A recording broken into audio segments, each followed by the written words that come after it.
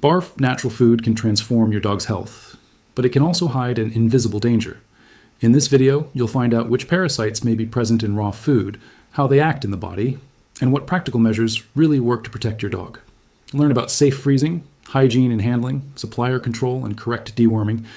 Information is the antidote to fear and the secret to a long, healthy, and risk-free life. Subscribe to the channel and learn how to feed your pet in a safe, natural, and balanced way. When an owner decides to feed the dog raw food, he usually believes that he's offering it as close to nature as possible. The promise is tempting: fresh meat, bones, organs, and vegetables carefully combined, all to replicate the ancient diet of wolves. But what many don't realize is that within this appearance of purity, there may be a microscopic and silent enemy: parasites. They don't scream, they don't smell, and they often go unnoticed until the dog starts showing subtle signs that something isn't right.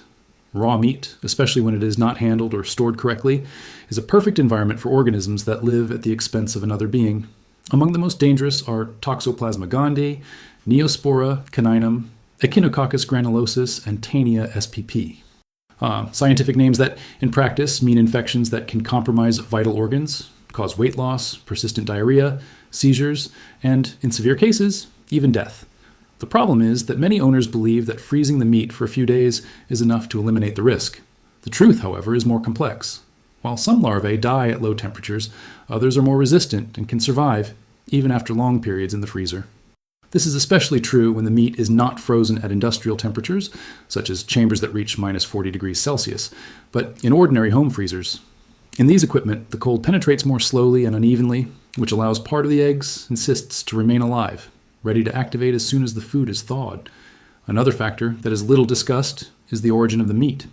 In many countries, especially where there is less sanitary inspection, meat sold for human consumption may contain parasite residues in early stages. This means that even seemingly fresh and clean products can hide invisible larvae between muscle fibers. When the dog consumes this raw food, the cycle is complete. The parasite enters the body, finds a warm and humid environment to multiply, and begins to lodge in different tissues. The tutor rarely notices it right away. The dog remains active, playful, and often even seems more energetic due to the new diet. However, after a few weeks, subtle signs appear: itching for no reason, soft stools, a stronger odor, loss of appetite, and, in more severe cases, weakness in the hind legs or tremors. It is the body trying to warn that there is an invader inside it, and the more time passes, the more difficult it becomes to reverse the damage caused by the parasites. But there is a crucial point that differentiates attentive owners from careless ones: the understanding that feeding naturally does not mean ignoring biological safety. The BARF, biologically appropriate raw food concept, preaches raw food, yes, but it also requires strict control of hygiene, origin, and preparation. This includes handling the ingredients with gloves, separating specific boards and utensils, and never leaving the meat thawed for long periods at room temperature. However, even with all the precautions, there is another hidden risk: cross-contagion. This is what happens when the tutor handles raw meat and, without realizing it, touches pots, toys, or even the dog's nose before washing his hands thoroughly. The larvae can survive for hours on smooth surfaces, and when the animal licks these areas, the cycle starts again. Studies show that homes that adopt raw diets tend to have more biological waste in sinks, counters, and even in water bowls. Therefore, understanding the invisible enemy is the first step to winning the battle. The tutor needs to think like a microbiologist, even if he is not one. Observe every detail, every routine, and ensure that raw food offers benefits, and not a silent sentence. The story of the dog who gets sick after a parasitic infection almost always starts with good intentions.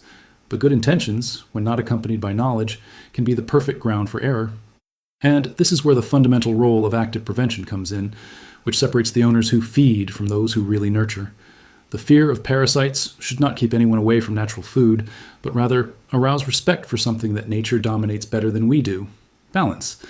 When a dog lives in the wild, its body evolves to deal with many microorganisms. But the domestic dog, who sleeps on the couch, has a very different microbiota. Its body is not prepared to deal with the same bacterial and parasitic load as a wild animal. That is why the choice of meat, the method of preparation, and hygiene control become as important as the nutritional value. One of the most ignored risks is that of raw ground beef. When the meat passes through the grinder, any parasite that was on the surface mixes completely into the dough.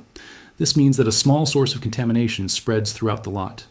Therefore, whenever possible, it is preferable to buy whole cuts and grind them at home with properly sanitized equipment, using 70 alcohol and avoiding direct contact with porous surfaces, such as wooden boards. Another common villain is livers and viscera. These organs work as natural filters and, therefore, tend to concentrate waste, eggs, and larvae. It is essential to ensure that the origin is reliable and, preferably, from suppliers who perform sanitary analyses. At BARF, the use of viscera is important for its nutritional density, B vitamins, iron, and copper, but the balance is delicate. A small percentage is enough. A technical detail that many tutors overlook is the safe internal temperature to neutralize parasites without having to completely cook the food. Research shows that industrial freezing at minus 40 degrees Celsius for at least 3 days is effective against most protozoa and helminths. At home, a typical freezer reaches about minus 18 degrees Celsius, which requires much longer periods, on average from 10 to 14 days, depending on the thickness of the meat. But freezing is not the only defense. Management during thawing is equally critical. Leaving the meat on the sink or at room temperature turns the food into a breeding ground for bacteria and microscopic larvae that were inactive. The ideal is always to thaw inside the refrigerator, in closed jars and on lower shelves, preventing contaminated liquids from running over other foods. Contact between the raw food and the dog should be as soon as possible. After serving, whatever is left needs to be discarded, no saving for the next day. A bowl of raw meat left on the floor for hours is the perfect scenario for the multiplication of agents such as Salmonella, Campylobacter, and Listeria, which, in addition to affecting the dog, can also cause infection in the humans who live with it. There are documented cases of owners who have contracted severe gastroenteritis simply by touching the animal's saliva right after the raw meal. This shows that the natural diet is not only a matter of love and care, but also of science and responsibility. Feeding your dog raw food is like operating a lab at home, and every lab requires protocols. The owner must remember that the modern canine organism is not infallible. Even healthy dogs with high immunity can become silent carriers of intestinal parasites, eliminating eggs and feces and contaminating the environment.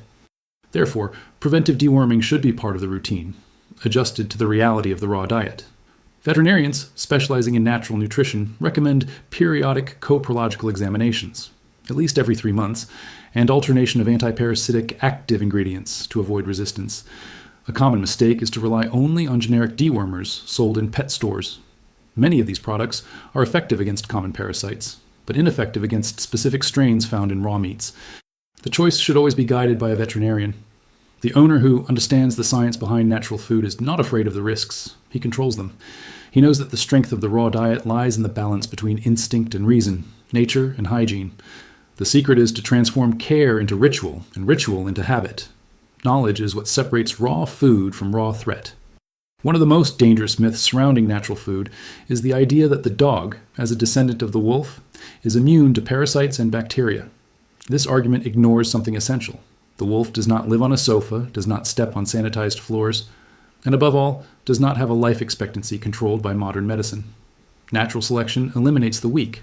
The domestic dog, on the other hand, which receives human care, lives much longer than it would live in the wild. And the farther away from the jungle he is, the more vulnerable he becomes to the microscopic world. The invisible risk of parasites multiplies when the owner does not see raw meat as a living biological material.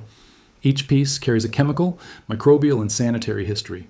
Depending on how the slaughter animal was raised, the food may contain traces of contaminated soil, sewage water, or even microscopic eggs deposited by insects during transport. That is why surveillance over the supplier is the first defense shield. Raw meat of unknown origin is a biological roulette. Products obtained at fairs without adequate refrigeration or from non-certified refrigerators represent the entry point for diseases such as giardiasis, toxocariosis, and echinococcosis. These infections are not just veterinary problems. Some of them are zoonoses. That is, they can be transmitted to humans. When the tutor handles contaminated meat and does not properly sanitize his hands, he can become the second host. To avoid this risk, it is essential to adopt a handling protocol. Set aside an exclusive area for the preparation of raw food, sanitize surfaces with vinegar or 70 alcohol solution, and use disposable gloves whenever possible. It is important to remember that bacteria and parasite eggs can survive for hours on countertops and utensils, even after superficial washing. Prevention also involves an often ignored detail: the correct storage of feces. Dogs that consume raw diet can eliminate eggs and larvae in their bowel movements. If this feces is not collected immediately, the environment can become a continuous cycle of contamination. Parasites, such as Toxocara canis, can survive in the soil for months, resisting the sun, rain, and even light cleaning products. The dog just needs to play again in that place for the cycle to start again. Therefore, in addition to hygiene in the kitchen, hygiene in the backyard is essential. The tutor should collect feces daily and disinfect the area with solutions containing quaternary ammonia or diluted bleach. There's no point in offering a natural meal and allowing the environment to become an invisible breeding ground for diseases. Another essential point is preventive veterinary control. Many owners who follow the BARF diet believe that by offering fresh ingredients, they can reduce the frequency of exams and deworming. The correct is the opposite. Dogs fed raw food need more constant monitoring as they are more exposed to microorganisms than dogs fed industrialized food. A quarterly stool parasitological examination is the minimum recommended, and when there are symptoms such as weight loss, anal itching, intermittent diarrhea, or dull fur, the evaluation should be immediate. However, it is important to highlight that raw food, when well conducted, is not a risk, but an advantage. The secret is to turn the tutor into a manager of the dog's food safety. This means understanding that each step, from purchase to plate, is a link in the same chain. A failure at any point can compromise the entire structure. Imagine the ideal routine. The tutor arrives from the market, separates small portions, freezes them in airtight containers, writes down dates, and uses tongs to manipulate the food. On the day of the meal, it thaws slowly in the refrigerator, serves in a stainless steel bowl, and washes everything immediately after use. It's a process that seems laborious, but over time, it becomes automatic, and it's exactly this discipline that turns the raw diet into a longevity tool. The truth is that nature can be generous and ruthless at the same time. The same piece of meat that can nourish can also destroy. And the difference between the two destinations depends entirely on who holds the bowl. Daily care is the invisible vaccine against the enemy that is not seen. True safety in the raw diet begins when the owner understands that there is no natural food without responsibility. What is put in the dog's bowl is literally an extension of his health. And maintaining that health depends not just on fresh ingredients, but on strict control over the environment, time, and process. The first point is the quality of the cold chain. All raw meat must remain at a temperature below 4 degrees Celsius from slaughter to consumption. This means refrigerated transport, proper storage, and controlled defrosting. Any interruption in this cycle creates what veterinarians call a microbiological risk zone, temperatures between 5 and 60 degrees Celsius, where parasites, fungi, and bacteria multiply rapidly. An hour out of the fridge can be enough to jeopardize an entire meal. Another essential factor is humidity control. When meat is stored without complete sealing, the air inside the container encourages condensation, creating tiny droplets of water. These droplets feed invisible colonies of microorganisms that spread like a web. The safest way to prevent this is to use airtight jars without direct contact with contaminated surfaces and ensure that the freezer is always clean without ice accumulation. But even with all these precautions, there is still the risk of indirect contamination, and it comes from human hands. Studies show that in households that handle raw pet food, the kitchen sink often contains more bacteria than the toilet. This happens because people quickly wash their hands believing that soap and water are enough.